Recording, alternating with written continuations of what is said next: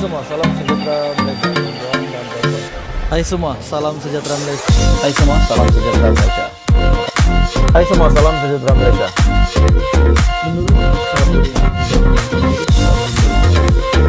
Hai semua, salam sejahtera Malaysia. Tuan dan Bapak semua. Satu lagi pendedahan tangkapan daripada SPRM. Jadi betul, setelah Datuk Seri Anwar Ibrahim menjadi Perdana Menteri, banyak sahaja kerja SPRM. Tangkap sana, tangkap sini, kontraktor lah, pengarah lah, orang tengah lah, penjawat awam lah. Jadi banyak sangat tangkapan. Hari ini pula tuan-tuan dan puan semua, berkaitan dengan salah laku rasuah, rasuah bulanan, pengarah bahagian kementerian antara 3 telah ditahan. Oke, baik tuan-tuan dan puan semua, sebelum saya meneruskan isu hangat kita hari ini, saya meminta jasa baik kamu untuk tekan butang like, share video ini, dan jangan lupa tekan butang subscribe. Bantu saya untuk kembangkan channel ini. Oke, baik.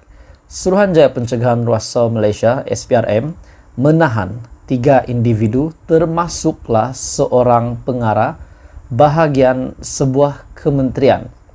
Maksudnya, orang daripada kementerian yang bergelar Datuk ini telah ditahan. Sebuah kementerian kerana disyaki menerima wang rasuah secara bulanan dengan jumlah yang besar. Menurut sumber SPRM, pengarah bahagian bersama seorang perunding projek dan juga seorang pengarah syarikat binaan yang kesemuanya dalam lingkungan 40-an telah ditahan di sekitar Putrajaya dan ibu pejabat SPRM di Putrajaya antara pukul 11 pagi hingga jam 9 malam semalam.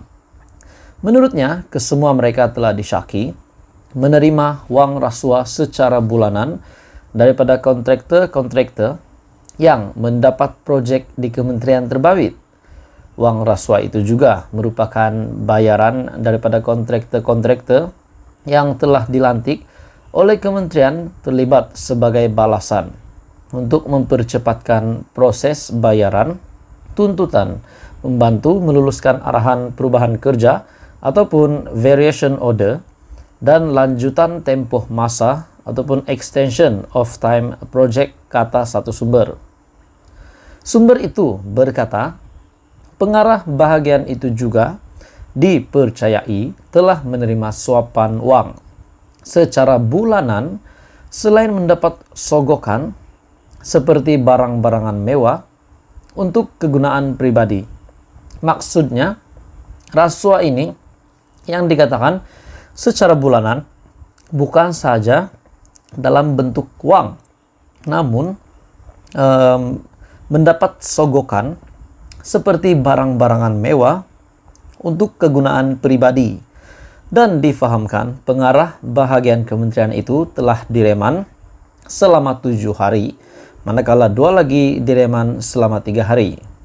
Pengarah kanan bahagian siasatan SPRM, Datuk Seri Hishamuddin Hasim, yang mengesahkan penahanan itu, berkata, kes telah disiasat mengikut Seksyen 17 dalam kurungan E Akta SPRM 2009. Jadi benar, memang setelah Datuk Seri Anwar Ibrahim menjadi Perdana Menteri, banyak saja tangkapan yang berlaku.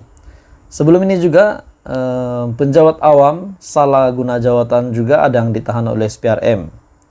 Jadi hari ini pula kita mendengar banyak lagi tangkapan, di mana penjawat awam salah guna jawatan ditahan SPRM. SPRM menahan 2 penjawat awam di Negeri Sembilan kerana disyaki menyalahgunakan jawatan bagi meminta dan menerima sumbangan daripada sebuah pertubuhan demi kepentingan diri sendiri. Hari ini pula kita mendengar lagi rasuah bulanan. Jadi sangat banyak rasuah sebenarnya. Jadi tuan-tuan dan puan semua, apa komen Anda? Teruskan bersama di dalam channel ini untuk perkembangan politik yang lain. Hai semua, salam sejahtera Malaysia. Ini satu lagi keputusan mahkamah yang bagi saya amat mengejutkan. Dan sudah pasti keputusan mahkamah ini pasti mengejutkan ramai ahli politik di Malaysia. Dan sudah pasti ini mengejutkan ramai orang.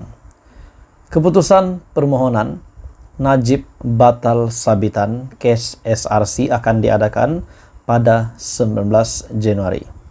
Oke, baik. Sebelum saya meneruskan, saya meminta jasa baik kerjasama Anda untuk tekan butang like, share video ini, dan jangan lupa tekan butang subscribe.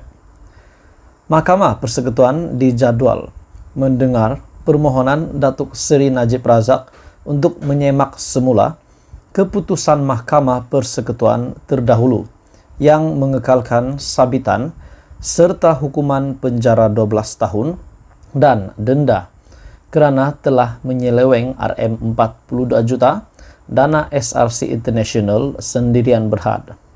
Bekas Perdana Menteri itu telah memohon untuk membatalkan keputusan yang dibuat oleh panel 5 Hakim Mahkamah Persekutuan yang diketuai oleh Ketua Hakim Negara Tengku Maimun Tuan Mat pada 23 Ogos tahun lepas, atau agar rayuannya didengar semula.